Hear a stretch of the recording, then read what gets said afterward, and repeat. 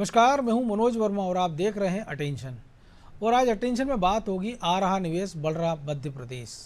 जी हां, सागर में चौथी रीजनल इंडस्ट्री कॉन्क्लेव का आयोजन हुआ और इसमें 19,000 करोड़ के इन्वेस्टमेंट के प्रस्ताव सरकार को मिले हैं। सीएम डॉक्टर मोहन यादव ने इस कॉन्क्लेव को रोजगार की दृष्टि से अहम बताया, लेकिन कांग्रेस इसे राजनीतिक चश्मे से देख रही है और सरकार से श्वेत पत्र लाने की मांग कर रही है। हालांकि अब सवाल ये है कि मोहन का मिशन निवेश प्रदेश को विकास के पथ पर कितनी तेजी से आगे ले जाएगा और क्या बम्पर निवेश से प्रदेश की सूरत भी बदलने वाली है। आज चर्चा इन्हीं सवालों के आसपास करेंगे, लेकिन पहले रिपोर्ट देखिए।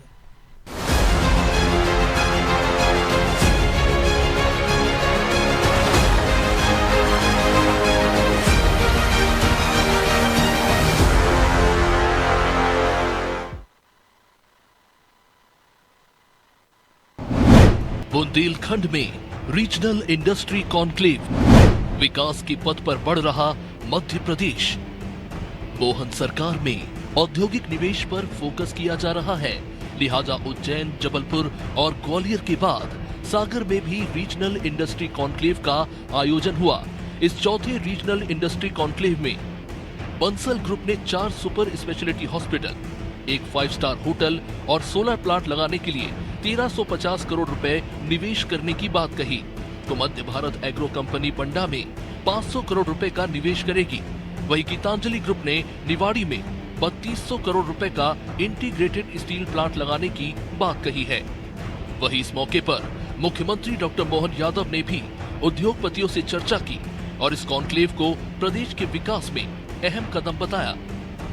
प्रदेश के अग्रसर औद्योगिक नीति और अनुकूल औद्योगिक वातावरण के कारण से निवेश के निरंतर प्रस्ताव पास हो रहे हैं और मुझे इस बात का आनंद भी है कि हर जगह कोई निवेशक एक काम की यूनिट लगाने आता है, लेकिन वो जब माहौल देखता है तो उसकी इच्छा होती है कि वो एक और प्रस्ताव ले ले। मुझे आज इससे कई सारे हमारे मित्रों को भी यहाँ प्रस्ताव मिले हैं। 20 से अधिक उद्योगपतियों, उद्योग संगठनों के साथ 1-to-1 में मीटिंग की गई है। इस कॉन्क्लेव में ओरछा खजुराहो को डेस्टिनेशन वेडिंग और होटल इंडस्ट्री का हब बनाने का भी प्लान तैयार किया गया है। सागर के पुराने बीड़ी और अगरबत्ती उद्योग को पुनर्जीवित करने पर भी फोकस है। छतरपुर के फर्नीचर, दमोह के चने, टीकमगढ़ के अदरक और सागर के टमाटर को देश दुनिया में पहुंचाने की तैयारी है। सागर की ढाना हवाई पट्टी को एयरपोर्ट बनाने का प्रस्ताव आया है। हालांकि समिट के जरिए कांग्रेस बीजेपी पर निशाना साध रही है। देखिए, ये जो इन्वेस्टर समिट है, ये भारतीय जनता पार्टी के लिए और इसके अधिकारियों के लिए भ्रष्टाचार करने का एक नया टूल है। करोड़ों रुपए, अरबों रुपए इस पर खर्च किए जाते और इन्वेस्टमेंट के नाम पे कुछ नहीं आता। वही इन्वेस्टमेंट जा रहा है महाराष्ट्र जैसे राज्यों में, गुजरात जैसे राज्यों में। उनमें तो कंपटीशन चल रहा है। मुख्यमंत्री जी कोलकाता भी चले जाते हैं, फिर भी कोई इन्वेस्टमेंट नहीं आता। मुझे लगता है सरकार को एक व्हाइट पेपर लाना चाहिए कि ये जो इन्होंने दावे और वादे किए हैं, 1-1 लाख करोड़ के MOU होगा, उसमें से कितने लोगों को आज तक ये रोजगार दे पाए और कितने करोड़ का इन्वेस्टमेंट एक्चुअल धरातल पर उतरा है, इसकी जानकारी सरकार को देना चाहिए। सागर के बाद रीवा, नर्मदापुरम और शहडोल में रीजनल इन्वेस्टर्स कॉन्क्लेव का आयोजन किया जाएगा। कुल मिलाकर कहें तो प्रदेश में निवेशकों के लिए अपार संभावनाएं हैं और मुख्यमंत्री डॉक्टर मोहन यादव भी यही कोशिश कर रहे हैं कि इन संभावनाओं को निवेशकों के सामने रखा जाए, ताकि प्रदेश में बम्पर निवेश आए और रोजगार के अवसर भी प्रदेशवासियों को मिले। खैर, उद्योगपति प्रदेश में निवेश करने में रुचि दिखा रहे हैं, जो अच्छे संकेत हैं। ब्यूरो रिपोर्ट, अनादि टीवी।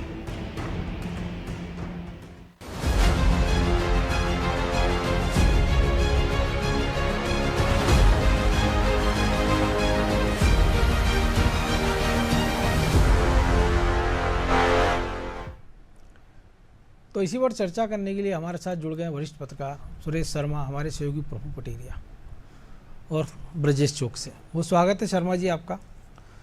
चौथी रीजनल इंडस्ट्री कॉन्क्लेव और एक ऐसे क्षेत्र में जिसको लेकर बुंदेलखंड को लेकर तमाम सारी चर्चाएं पहले हम सुनते रहे। बुंदेलखंड पैकेज मांगा जाता था, सूखा है, पलायन है, उद्योग नष्ट होते जा रहे हैं और अब ऐसे में सरकार का ये आयोजन इस इलाके में।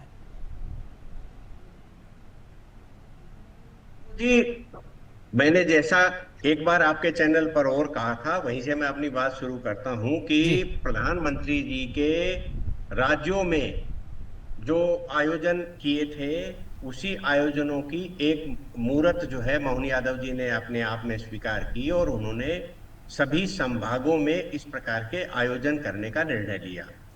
इसमें 3 बेनिफिट है सीधे सीधे। पहला ये है कि हम कोई दुराव छुपाव नहीं है, जिस प्रकार का मध्य प्रदेश है इसको आप देखिए और इसकी अनुकूलता, वातावरण, श्रम, बिजली की उपलब्धता, जमीन की उपलब्धता को देख करके आपको कितना मार्केट मिल सकता है, इनको आप पढ़ लीजिए, पढ़ने के बाद आप निवेश करिए। तो इसमें जब इस प्रकार के निवेश का आमंत्रण होता है तो जो प्रायोजित निवेश होता है कि लंबे समय से प्लान चल रही थी, प्लान चलने के बाद जो है हमने जमीन का भी देख लिया था और सब व्यवस्थाएं सेट कर ली थी और फिर एकदम से निवेश आ गया, वैसे निवेश की बजाय छोटे निवेश आते हैं इस प्रकार के आयोजनों में और बड़े निवेश के लिए भविष्य की नींव डलती है। क्योंकि आप आए हो, आपने देख लिया है, आज आप छोटा निवेश करना नहीं चाहते हो, आप 10-5 हजार करोड़ का निवेश करना चाहते हो तो आपके दिमाग में ये प्लान आ जाएगी कि जबलपुर हमारे लिए अच्छा है, ग्वालियर चंबल अंचल अच्छा है, या ये सागर बुंदेलखंड का अच्छा है, या उज्जैन वाला हमारे लिए अच्छा है। तो ये आप अपनी प्लानिंग बनाओगे, उसके आधार पर आप निवेश करो। और निवेश करने की जो परंपरा है, मैं बार बार एक बात कहता हूं, आप सब लोग इससे सहमत होंगे कि जब भी मध्य प्रदेश जैसे राज्य में जो सभी राज्यों के बीच में है, उससे आपको व्यापार तो मिल सकता है, लेकिन आप इंपोर्ट एक्सपोर्ट करना चाहेंगे तो उसकी सुविधाएं आपके पास कम रहेंगी, क्योंकि उसके लिए गुजरात और महाराष्ट्र जाना पड़ेगा। इसलिए जब आप भारतीय बाजार के लिए आप उत्पादन कर रहे होते हैं, तब आपको वो चीजें ज्यादा लाभकारी मध्य प्रदेश से होंगी, क्योंकि आप सेंटर में हैं, आप उत्तर में भी भेज सकते हैं, पूर्व पश्चिम सभी दिशाओं में जो है अपना ट्रांसपोर्टेशन के माध्यम से उत्पादन भेज सकते हैं। जैसे आप सीमेंट के कारखाने का एक प्रस्ताव आया, स्टील का आया, और जो है अस्पताल बनाने के, तो ठीक है, स्वाभाविक है, वो तो अलग बात है। लेकिन ये जो अलग टाइप की इंडस्ट्री दो जिनकी बात हुई है, इससे हम पूरे देश को कवर कर सकते हैं। इसमें विदेश को भेजने की आवश्यकता नहीं है, कम से कम अपने मार्केट की दृष्टि से भी हम निवेश करेंगे तो उसका एक लाभ मिलेगा। बिल्कुल, क्योंकि निचले स्तर तक की बात हुई कि अदरक की बात हुई है, टमाटर की बात हुई है, चने की बात हुई है।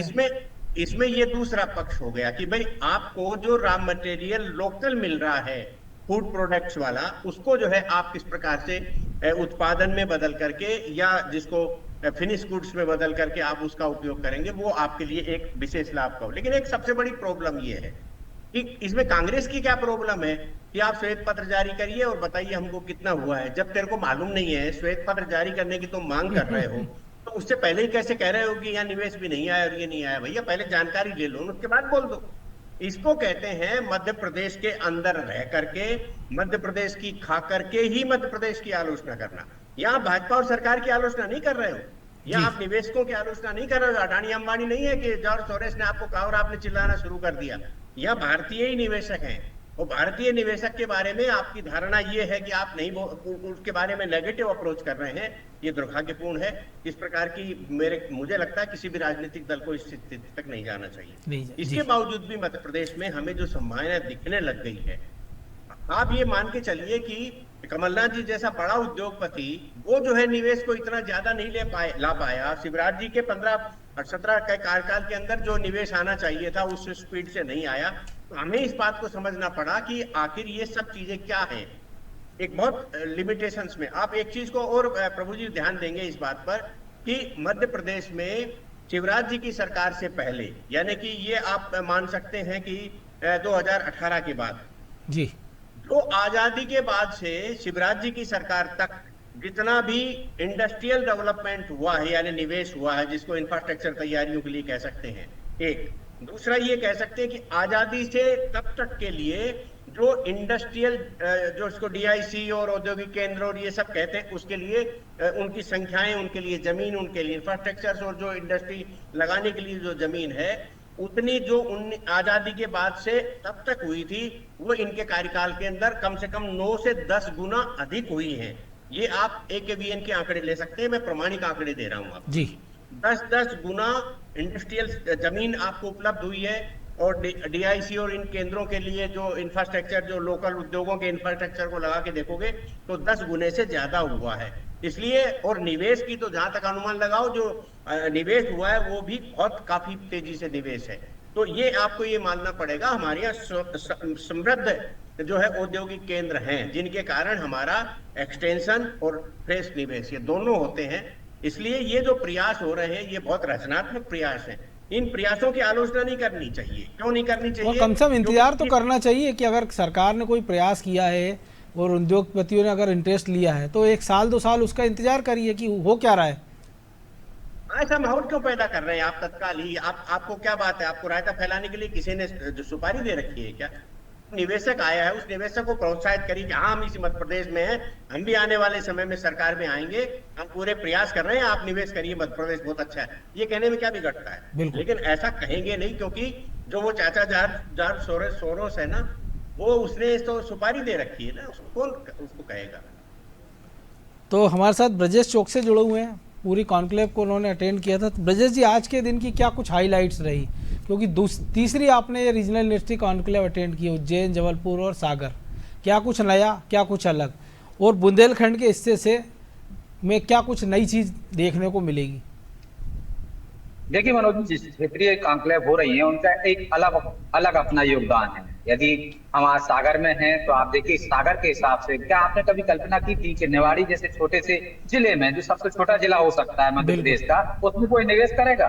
निश्चित तौर पर निवाड़ी में स्टील प्लांट लगने वाला है और उसके लिए 3200 करोड़ का प्रस्ताव आया है। तो आप सोचिए, एक छोटा जिला, यदि यही कॉन्क्लेव हम इंदौर में कर रहे हो, तो भोपाल में कर रहे हो, तो निवाड़ी पे कोई फोकस नहीं करता। लेकिन जो क्षेत्रीय समिट हो रही है उससे क्षेत्र के हिसाब से उद्योगों के लिए प्रस्ताव आ रहे हैं और लग भी रहे हैं। जो हम शर्मा जी कह भी रहे थे अभी, क्या आप देखिए कितने प्रस्ताव आए, 23,181 करोड़ के प्रस्ताव आए हैं, जिसमें 27,375 लोगों को रोजगार मिलेगा।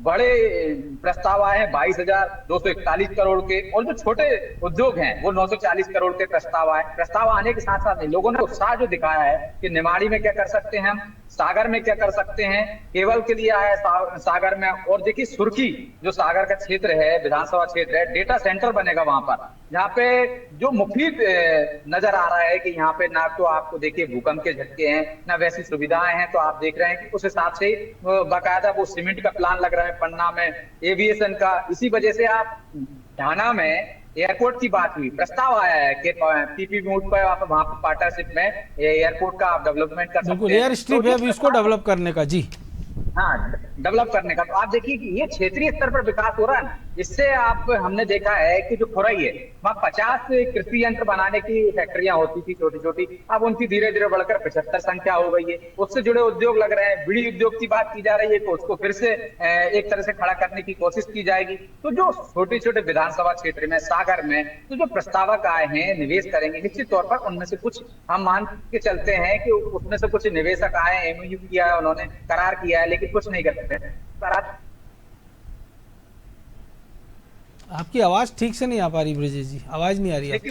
जी तो मिलेगा। तो ये कोशिश जो सरकार की है, चाहे हमने उज्जैन की आपने और हमने एक साथ कवर की थी, आप देखिए मनोज जी, उज्जैन के क्षेत्र में, फिर हमने देखा जबलपुर में, ग्वालियर में, और पहले हम इससे पहले भी कवर करते रहे हैं। जो ग्लोबल समिट मीट होती है जो भोपाल में होगी इस बार फरवरी में, तो आप देखेंगे उसमें बड़े उद्योगपति आएंगे, अडानी, अंबानी, उनको ये छोटे छोटे उद्योगपति आ रहे हैं। इनको प्रोत्साहित करके सरकार एक तरह से नई पहल कर रही है, जिससे क्षेत्र में विकास होगा, समग्र विकास होगा। अभी एक क्षेत्र का विकास होता है, उद्योग क्षेत्र, इंदौर का विकास हम देख रहे हैं कि उद्योगों की वजह से कितनी तेजी से हुआ, लेकिन बाकी क्षेत्रों का विकास नहीं हुआ। अब जो क्षेत्रीय समिट हो रही है उससे मध्य प्रदेश का पूरा समग्र विकास होते हुए दिख रहा है। छोटे छोटे उद्योग सभी क्षेत्रों में लग रहे हैं। जिस तरह से हमने बुंदेलखंड का देखा, सूखे की मार झेलता रहा है, यहाँ से पलायन होता रहा है। यदि यहाँ पर रोजगार की संभावना निकल रही है तो वो पलायन रुकेगा। कैन बेतवा नदी का जो जोड़ने की जो अभियान यहाँ पे वो योजना है, उसका लाभ लोगों को मिलेगा। तो आप देखिए कि क्षेत्रीय स्तर पर जो काम हो रहा है, निश्चित तौर पर हमारा स्थानीय लोगों से बात की, जो व्यापारी हैं उनसे बात की, उन्होंने खुशी जाहिर की कि पहली बार सागर में किस तरह की समिट हो रही है, जिसका निश्चित तौर पर सागर के लोगों को, संभाग के लोगों को फायदा मिलेगा। आपकी आवाज फिर से नहीं आ रही ब्रजेश जी। बाकी के जिलों में कोई फायदा नहीं होता, ना दमोह में, ना पन्ना में या सागर में, जबकि सागर सेंटर है। तो वो ऐसी कोशिशें की जा रही हैं जिससे सागर में भी विकास हो, बाकी के जिले भी। अभी सिर्फ खजुराहो हम देखते हैं या फिर हम बाकी चीज जगह पे देखते हैं, लेकिन पन्ना में यदि देखिए आप, जो बात हुई है कि पन्ना में हीरा निकलता है, सर्वाधिक हीरा निकलता है, इसके बाद भी प्रोसेसिंग यहाँ नहीं होती। उसके लिए या तो गुजरात जाता है या मुंबई जाता है। तो क्यों ना यहाँ प्रोसेसिंग यूनिट लग जाए, तो जिससे जो हीरा निकलेगा, उसको मुंबई भेजने की जरूरत नहीं पड़ेगी, यहीं उसकी प्रोसेसिंग हो जाएगी, बाकी सब कुछ यहीं हो जाएगा। तो यहाँ के स्थानीय लोगों को भी रोजगार मिलेगा, जिस तरह से हम देखते हैं गुजरात के लोगों को रोजगार मिला। और जो 500 मीटर के दायरे में क्या क्या फायदे हो सकते हैं, कौन सी शहर की दूरी कितनी है, कितने एक्सप्रेस वे गए हैं यहाँ से, और वो तमाम चीजें उद्योगपतियों को बताई गई हैं। इसी कारण हमने देखा जो प्रस्ताव पहले आए थे, बाद में लगातार उनकी संख्या बढ़ती गई, क्योंकि जब हमने आपको प्रेजेंटेशन दिया व्यापारियों को, तो सरकार ने प्रेजेंटेशन दिया, अधिकारियों ने दिया, उसके बाद उनको लगा कि यहाँ संभावनाएं, तो निश्चित तौर पर कोई भी व्यापारी होगा मनोज जी, वो उद्योग वहीं लगाएगा, सरकार के प्रोत्साहन से नहीं लगाएगा, वो उद्योग वहीं लगाएगा जहां उसको मुनाफा दिखेगा। तो जब आपको बीच से समिट में यदि कोई प्रस्ताव दे रहा है तो निश्चित तौर पर उसको फायदा नजर आ रहा होगा। उन्हें बताया गया है कि राज्य सरकार से कितनी सब्सिडी मिलती है, कुछ उद्योगों में केंद्र सरकार की सब्सिडी हमने देखा 25% से लेकर 58% का यदि आप 100 करोड़ रुपए लगाते हैं तो आपको रिटर्न वापस चला जाता है। तो वो सब संभावनाएं यहाँ दिखी, इसी कारण हम देख रहे हैं प्रस्ताव ज्यादा आए हैं। और आखिरी में तक जब प्रेस कॉन्फ्रेंस हो रही थी तब तक आपको आंकड़े अपडेट करना पड़े थे मनोज जी। चलिए, बहुत धन्यवाद ब्रजेश जी। तो प्रभु जी, एक और जो इस इलाके की हम बात करते हैं कि टूरिज्म के हिसाब से बात करें या खनिज संसाधनों के मामले में सबसे समृद्ध इलाका और सबसे पिछड़ा इलाका कह सकते हैं, क्योंकि हीरा भी है, टाइगर भी है, विश्व हेरिटेज हमारे पास खजुराहो भी है, वहाँ पर पेट्रोकेमिकल्स के लिए बीना में बड़ी रिफाइनरी है। इसके बाद भी उतना इस क्षेत्र का दोहन नहीं हुआ या सरकारों ने उतना ध्यान नहीं दिया। तो आपको लगता है इस समिट के बावजूद बहुत सारे ऐसे क्षेत्र अछूते रह गए वहाँ जिस पे और सरकार को फोकस करने की ज़रूरत है, और अगर इन पर प्रॉपर फोकस हो गया तो शायद ये सबसे विकासशील इलाकों में से एक हो जाएगा बुंदेलखंड मध्य प्रदेश के। बिल्कुल मनोज जी, आपने सही कहा कि उधर ध्यान नहीं दिया गया, क्योंकि जब मध्य प्रदेश बना था या देश आज़ाद होने के बाद जब औद्योगिकरण शुरू हुआ था तो उस समय मध्य प्रदेश का जो सबसे पिछड़ा इलाका और जो खनिज के मामले में सबसे ज़्यादा संपन्न इलाका था वो था छत्तीसगढ़, जो अब अलग हो चुका है। बिल्कुल। तो उस समय जो तमाम बड़े उद्योगों का ध्यान उधर ही गया, क्योंकि वहाँ पर जो है एल्यूमिनियम भी था, तो एल्यूमिनियम का प्लांट वहाँ लगा, वहाँ स्टील प्लांट भी लगा, क्योंकि कोयला भी था, आयरन और बहुत ज़्यादा तादाद में था, कोयले की पर्याप्त उपलब्धता वहाँ पर बहुत थी, तो आज भी वहाँ पर बड़े बड़े कोयलारी हैं। तो इस तरीके से वहाँ पे उद्योगों की गति बढ़ती चली गई। बुंदेलखंड छूता रहा क्योंकि वहाँ पानी की कमी थी। सबसे बड़ी चीज़ है कि आप उद्योग लगाते हैं तो ज़रूरत क्या है आपको, पानी चाहिए, बिजली, सड़क, पानी, जो मूलभूत आवश्यकता है जी।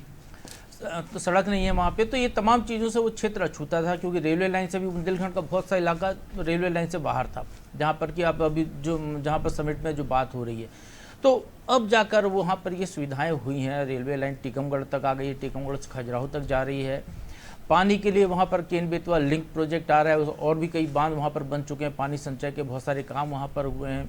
जमीन वहाँ पर्याप्त मात्रा में है, खनिज प्रचुर मात्रा में है, तो अब वहाँ पर फोकस हो रहा है सरकार का, और छत्तीसगढ़ अलग भी हो चुका है।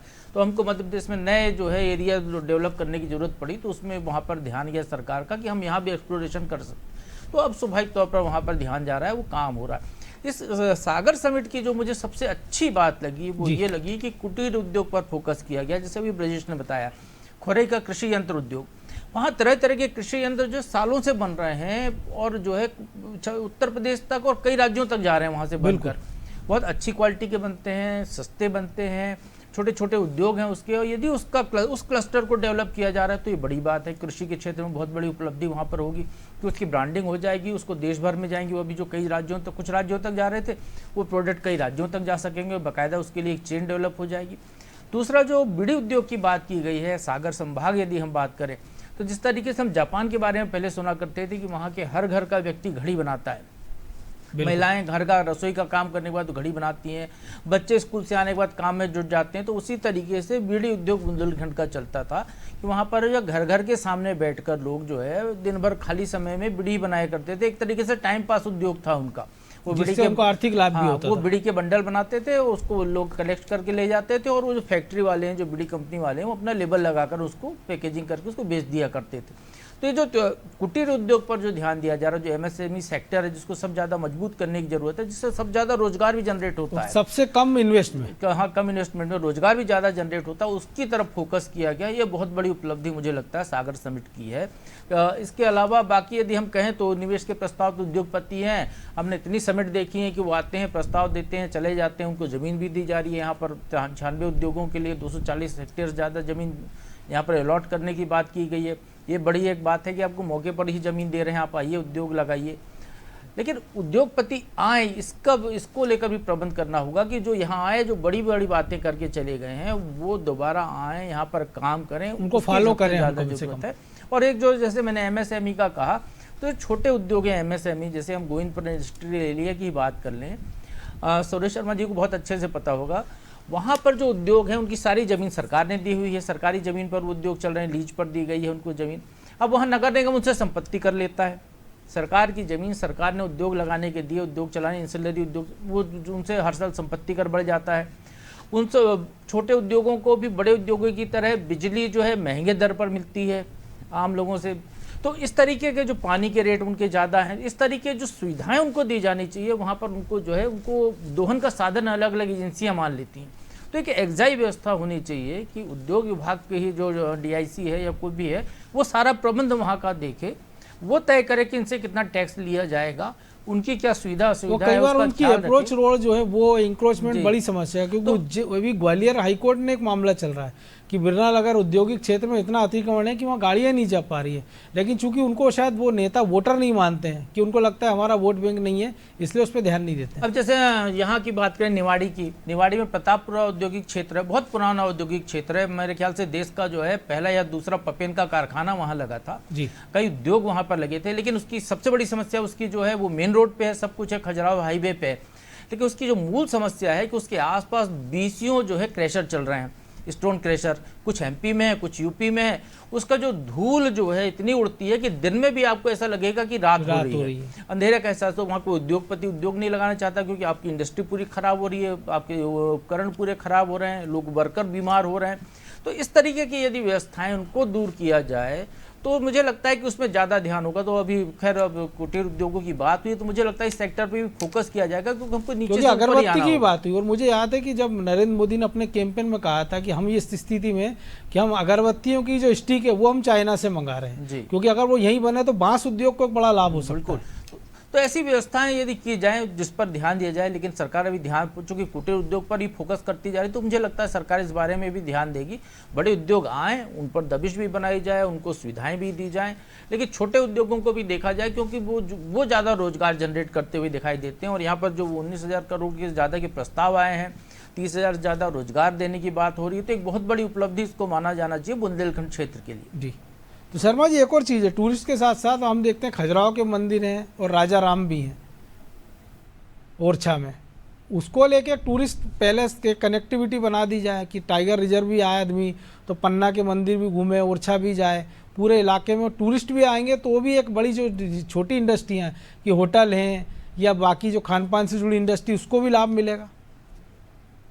देखिए, पर्यटन के क्षेत्र में जितना भी प्रयास किया जाएगा उससे लोग जो एक जिसको कह सकते हैं ना घरेलू उद्योग भी पनपेंगे, बीड़ी वाले घरेलू उद्योग नहीं। जैसे मान लो अभी एक जगह का मैं पढ़ रहा था, तो उसमें ये है कि वहाँ जो है होम स्टे जैसे सिस्टम शुरू हो गए। मध्य प्रदेश में भी कॉन्सेप्ट आ गया जी, ओरछा में भी बहुत लंबे समय से ओरछा में भी होम स्टे की सुविधा है। हाँ, तो ये धीरे धीरे बढ़ती, तो इससे क्या होता है कि आदमी का जो एक वहां का रहवासी है, लोकल रहवासी है, उसकी आमदनी के जरिए भी बनते हैं। और जब कोई भी व्यक्ति समृद्ध होता है तो वो चार चीजें बड़ी सोचता है, तो जब उसको ये लगता है तो ठीक है अपने छत पे 2 कमरे और बना लेगा, फिर ऐसा कर लेगा, फिर अपना विस्तार कर लेगा। हमने उज्जैन में देखा, महाकाल लोक की बात, पूरा उज्जैन बदल गया, उज्जैन बदल गया, बिल्कुल। तो ये इसी प्रकार से, और वो जो सागर संभाग है जिसको हम ये कहते हैं कि पिछड़ा है, पानी की कमी है, उसके अंदर 4 चीजें तो हम सब लोग ही गिना रहे हैं बहुत बढ़िया वाली, कि भाई ओरछा का राजा राम का मंदिर है, वहाँ पन्ना के हीरे हैं, वहाँ खजुराहो का मंदिर है। तो ये सारे जो डेस्टिनेशंस हैं, ये यदि कनेक्टिविटी इनकी कर दी जाए, और होगी, नेचुरली होगी ही, तो उसका जो है एक बड़ा लाभ मिलेगा। और उसके कारण न केवल पर्यटन उद्योग पनपेगा, बल्कि उसके साइड में उद्योग। और अभी सबसे अच्छी बात ये हो रही है कि जिस तरह घरेलू उद्योगों की प्रभु जी ने भी कहा, जैसे घरेलू उद्योगों को प्रोत्साहन करने की बात आ रही है, तो वो सबसे महत्वपूर्ण है कि अपने नीचे से उठा करके परिवार के लोगों को। और आप एक चीज देखिए कि अभी जब अपन लोकल समिट्स देख रहे हैं कि एक संभाग में हो रही है, फिर दूसरे संभाग में हो रही है, तो बहुत सी जानकारी जो मीडिया को भी नहीं थी, वो जानकारी निकल करके सामने आ रही है। और जो क्षेत्र के लोग हैं, जैसे प्रभु जी आप उसी क्षेत्र के हैं, तो उनको और ज्यादा जानकारी, तो उन्हें एक अवसर मिल रहा है कहने का। और हम जैसों को जो कभी उस क्षेत्र को नहीं देखा है, उनकी समझ में आ रही है। और ये बात जब आप और हम समझ और रहे हैं, यही ये बात सोच तो शायद अधिकारी- सरकार की है, इसलिए वो रीजनल कर रही है कि मैं वही- आदमी मैं बड़े वही शहरों की समापन कर रहा जगह। था अपनी- जी मैं अपनी बात का वही समापन कर रहा था एक लाइन में, और वो कि ये बातें जब अधिकारियों को मालूम चलेंगी और जो इंडस्ट्रियलिस्ट है उनको मालूम चलेंगी, तो निश्चित रूप से इनका प्रोत्साहन होगा, और जो छोटे उद्योगों के माध्यम से जो स्थानीय लेवल के ऊपर व्यवसायिक संतुलन और आमदनी का संतुलन बनेगा, उससे जो नीचे से, अभी कई बार क्या होता है डेवलपमेंट, जैसे अपन इंदौर को दिखा देंगे देख लो भाई, उज्जैन को दिखा देंगे देख लो भाई, भोपाल का कम दिखाएंगे वो, तो जो क्षेत्र नहीं पिछड़े हुए हैं उनमें यदि घरेलू छोटे और जो स्थानीय उत्पादन वाली चीजों के उद्योग या उनके बनाने से रॉ मटेरियल लेने जैसी परिस्थितियां बनेंगी, तो आम आदमी का समग्र विकास होगा और पूरे मध्य प्रदेश का तेजी से विकास होगा। बिल्कुल, और हम सब भी यही उम्मीद करते हैं। बहरहाल वक्त इतना ही था, बहुत धन्यवाद शर्मा जी। तो निश्चित तौर पर एक बड़ा प्रयास सरकार का है और एक ऐसे इलाके के डेवलपमेंट के लिए जिसको आमतौर पर पिछड़ा माना जाता है, लेकिन जो खनिज समृद्धता से भरपूर है, जो पुराअवशेषों से भरपूर है, और भी काम सारी चीज़ें बुंदेलखंड में हैं जो उसको लुभाने के लिए पर्याप्त है, लोगों को भी और पर्यटकों को भी और उद्योगपतियों को भी। अब ये सरकार के अफसरों की जिम्मेदारी है कि जो उद्योगपति आ रहे हैं उनको लगातार वो वहाँ पर सुविधाएं मुहैया कराएं, फॉलोअप लेते रहें, और ये ना हो कि जो दावे किए जा रहे हों वो कागजों में सिमट कर रह जाएं, वो ज़मीन पर भी उतरते नजर आएँ। अटेंशन में आज इतना ही, मुझे दीजिए इजाज़त, और आप देखते रहिए अनादि टीवी। नमस्कार।